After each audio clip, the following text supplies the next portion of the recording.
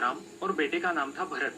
भोलाराम को लगता था कि भरत बड़ा आलसी और कामचोर है, इसीलिए वो हमेशा उस पर चिल्लाता रहता कि वो कोई भी काम अच्छे से पूरा नहीं करता। भरत को भी ये बात सुन सुनकर सच लगने लगी थी। उसे लगता था कि वो सचमुच एक मूर्ख इंसान है, लेकिन भरत ने चुपचाप एक चीज में महारत हासिल की थी। भरत बहुत समय तक सांस रोक के पानी के नीचे जिंदा रह सकता था। भरत कोई भी काम ढंग से पूरा नहीं करता था। भोलाराम को लगता था कि शायद शादी के बाद बेटा सुधर जाएगा, लेकिन गांव में कोई भी भरत को अपनी बेटी देने के लिए तैयार नहीं था। एक दिन भोलाराम को पड़ोस के गांव से शादी के सिलसिले में बुलावा आया। शायद कुछ बात बन जाए, ये सोचकर भोलाराम ने भरत को सूचनाएं दी, वहाँ कैसे पेश आना है इसकी ट्रेनिंग दी। ध्यान से सुनो, वहाँ जाते ही अपने जूते दरवाजे के पीछे रख देना और कुर्सी पर बैठ जाना, ठीक है? जब भी भोलाराम उसे कुछ कहता, भरत को बिल्कुल अच्छा नहीं लगता। फिर भी उसने बिना गुस्सा किए हाँ कह दिया।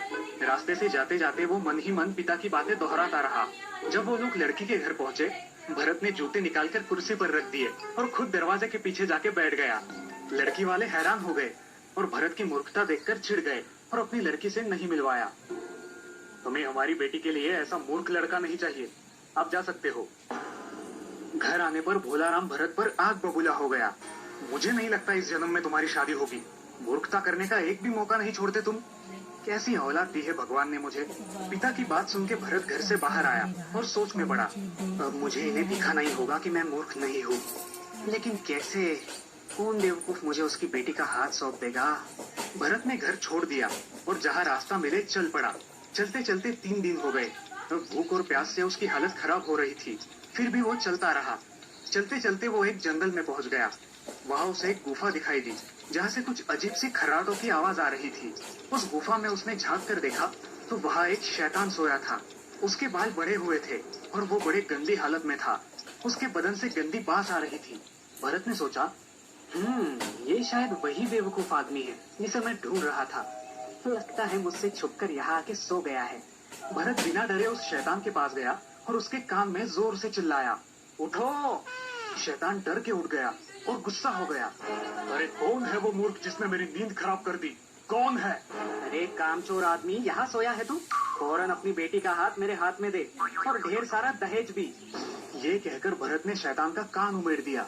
शैतान आग बबूला हो गया और भरत को कच्चा चबाने की सोचने लगा। तभी उसकी पत्नी वहां आई, जिसने भरत की सारी बातें सुन ली थी। उनकी एक बेटी थी जो एक विशालकाय शैतान थी, जिसकी वजह से उसकी शादी नहीं हो रही थी। जब शैतान माँ ने देखा कि उसका पति भरत को चबाने वाला है, कैसे शैतान पिता हो तुम? अपने होने वाले दामाद के लिए कोई आदर सत्कार नहीं, ये भी कोई बात है? हाँ? लड़की कहाँ है? मुझे उसे देखना है।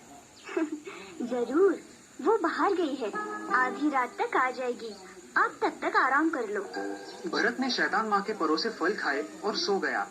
दरअसल भरत एक धष्ट पुष्ट आदमी था जिसे शैतान खाना चाहता था, लेकिन शैतान माँ भरत की हिफाजत के लिए गुफा के दरवाजे पर बैठ गई। जब भरत सो रहा था, शैतान बेटी आ गई और शिकार ना मिलने के कारण शोर मचाने लगी। शैतान माँ ने उसे शांत किया, लेकिन आवाज की वजह से जगा भरत उनकी बात सुन रहा था। शांत हो जाओ बेटा, इतने दिन के इंतजार के बाद तुम्हारे लिए अच्छा वर आया है। कहाँ है वो? मुझे उसे देखना है माँ। ऐसा कहकर शैतान बेटी ने गुफा के अंदर झांक कर देखा। भरत सोया था। उसे देखकर शैतान बेटी खुश हो गई।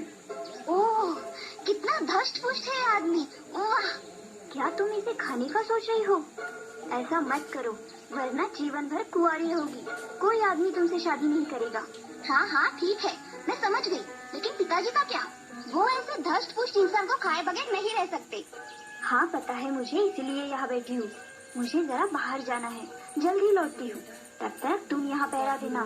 भरत को देख शैतान बेटी की जीभ उसे खाने के लिए लपलपाने लगी, लेकिन अगर वो उसे गुफा में खाती तो उसकी माँ उसे छोड़ेगी नहीं, ये वो जानती थी।